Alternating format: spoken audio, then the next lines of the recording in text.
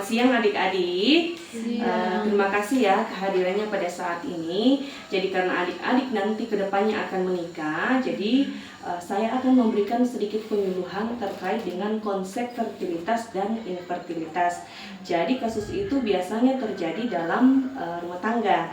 Ya, jadi saya akan memberikan penyuluhan sedikit terkait dengan fertilitas. Itu adalah kemampuan pasangan suami istri untuk mendapatkan anak. Jadi fertilitas ini biasa juga disebut dengan kesuburan. Jadi baik laki-lakinya atau perempuannya, dia subur sehingga gampang untuk mempunyai anak atau keturunan. Nah, sedangkan infertilitas itu adalah ketidakmampuan pasangan suami istri untuk memiliki anak. Dia sudah menikah 1 tahun dan tanpa menggunakan alat kontrasepsi, mereka susah untuk mendapatkan anak. Ya. Biasa juga disebut infertilitas adalah ketidaksuburan. Jadi baik laki-lakinya atau perempuannya dia tidak subur sehingga susah untuk mendapatkan anak ya. Nah, untuk infertilitas ini dia terbagi ada 2 ya. Infertilitas primer dan infertilitas sekunder. Nah, infertilitas primer itu adalah pasangan yang benar-benar belum pernah mempunyai anak atau belum pernah mempunyai keturunan. Jadi itu adalah infertilitas primer. Nah, sedangkan infertilitas sekunder itu adalah pasangan ini pernah hamil, namun kesulitan untuk hamil lagi. Jadi sekunder ini dia sudah punya anak 1. Setelah itu dia mau program lagi untuk mempunyai anak tapi sulit. Jadi itu namanya infertilitas sekunder ya. Nah, jadi ada beberapa faktor yang mempengaruhi dari infertilitas ini. Nah, kalau untuk perempuan itu faktornya adalah gangguan hormon atau masalah ovulasi atau pengeluaran sel telur. Ya, biasa juga gangguan pada menstruasi. Jadi kadang dia haid, kadang tidak. Itu juga adalah salah satu faktornya ya. Pada wanita juga bisa terjadi gangguan pada rahimnya. Itu sulit untuk mendapatkan anak. Nah, sedangkan faktor untuk laki-laki itu biasanya itu dia kualitas spermanya dia tidak bagus.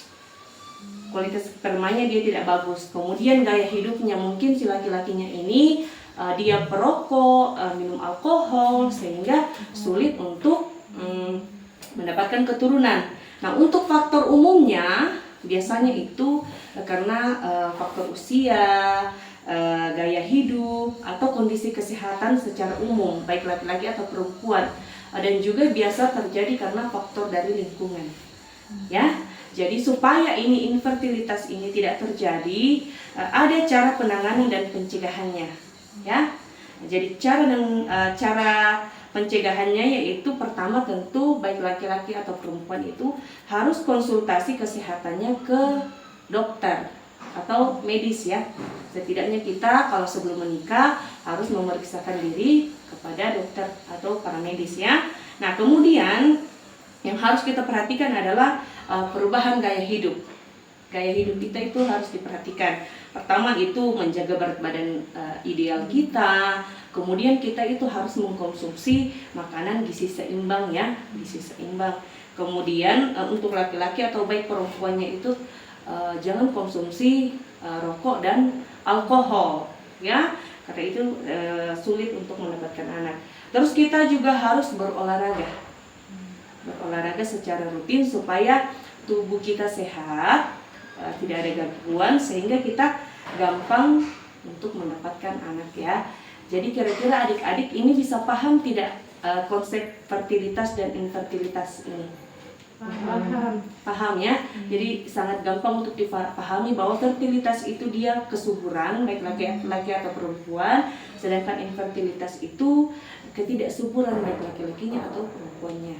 Supaya itu tidak terjadi, kita harus kontrol kesehatan kita ke dokter sebelum menikah ya. Paham adik-adik? Paham. Oke, baik. Mungkin itu yang dapat saya sampaikan terkait dengan konsep fertilitas dan infertilitas ya. Oke, sekian dan terima kasih.